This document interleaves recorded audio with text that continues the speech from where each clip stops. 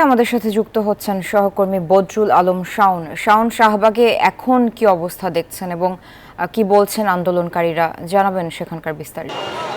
ধন্যবাদ। আপনি জানেন যে সকাল থেকেই কিন্তু এই যে শাহবাগ মোড় অবরোধ করে আন্দোলন করছেন জুলাই সনদ এবং জুলাই ঘোষণাপত্র বাস্তবায়নের দাবিতে আন্দোলনরতরা তারা মূলত জুলাই আন্দোলনের যারা শহীদ হয়েছেন এবং তাদের পরিবার এবং জুলাই যোদ্ধারা মূলত এই আন্দোলনে অংশগ্রহণ করেছেন। এর আগে গতকাল থেকে কিন্তু এই আন্দোলন রাজধানী শাহবাগ চত্বর অবরোধ করে তারা আন্দোলন কার্যক্রম চালিয়ে যান। এই মুহূর্তে এই শাহবাগ চত্বরে আন্দোলনকারীরা একটু বিশ্রাম নিচ্ছেন।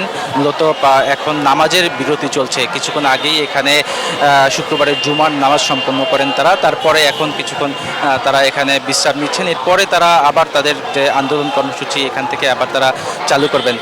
আমরা যেটা জানতে পেরেছি যে দুপুর 12:30টার দিকে কিন্তু তারা একটি আনুষ্ঠানিক ঘোষণা দেয় এখানে যারা গণমাধ্যম কর্মী রয়েছে তাদের উদ্দেশ্যে।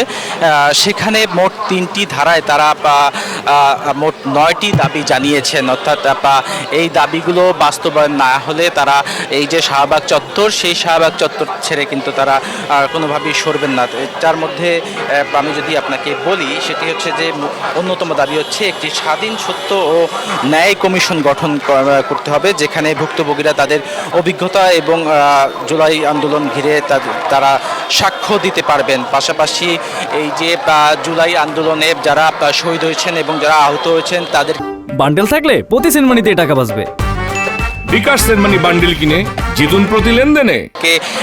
রাষ্ট্রীয় স্বীকৃতি দেওয়ার পাশাপাশি তাদেরকে আর্থিকভাবে প্রণোদনা দেওয়ার দাবি জানিয়েছেন তারা। পাশাপাশি শহীদ পরিবার আহতদের আজীবন সম্মান, চিকিৎসা, শিক্ষা ও কল্যাণের পূর্ণ নিশ্চয়তা প্রদান করার দাবি জানিয়েছেন এই আন্দোলনকারীরা। তারা যেটি বলছেন যে প্রায় 1 বছর ধরে এই অন্তর্বর্তী সরকার জুলাই গণঅভ্যুত্থানে বিগত স্বৈরাচারী সরকার পতনের পর তারা দায়িত্বভার গ্রহণ করেছেন, কিন্তু এরপর থেকেই মূলত যে জুলাই ঘোষণাপত্র এবং জুলাই সনদ সেটি বাস্তবায়নের দাবি জানিয়ে আসছিলেন আন্দোলনকারীরা। কিন্তু বর্তমান সরকার বিভিন্ন সময় তাদের আশ্বাস দিয়ে আসলেও এখন পর্যন্ত এই দুটি দাবি, মূল দাবি বাস্তবায়ন না করায় আসলে তারা এখন এই আন্দোলনের সিদ্ধান্ত নিয়েছেন। তারা যেটি বলছেন যে যতক্ষণ না পর্যন্ত তাদের এই দাবি বাস্তবায়ন না হবে ততক্ষণ পর্যন্ত তারা এই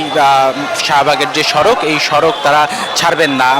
আমরা দেখতে পাচ্ছি 2 দিন যাবৎ এই শাহবাগ চত্বর অবরোধ করার কারণে এখানে কিন্তু চারপাশে যে ব্যারিকেড দিয়ে দেওয়া হয়, যার ফলে এক ধরনের মূল সড়কে এক ধরনের যানজটের সৃষ্টি হয়ে যায়। এতে ভোগান্তিতে পড়েন সাধারণ মানুষ। পাশাপাশি যারা এই শাহবাগ চত্বরে 2টি মূলত মেডিকেল রয়েছে যেখানে চিকিৎসা নিতে আসেন রোগীরা, তারাও বেশ ভালো বিপাকে পড়েন। কিন্তু আজকে শুক্রবার হওয়ায় দুর্ভোগের চিত্র গতকালকে তুলনামূলক কম।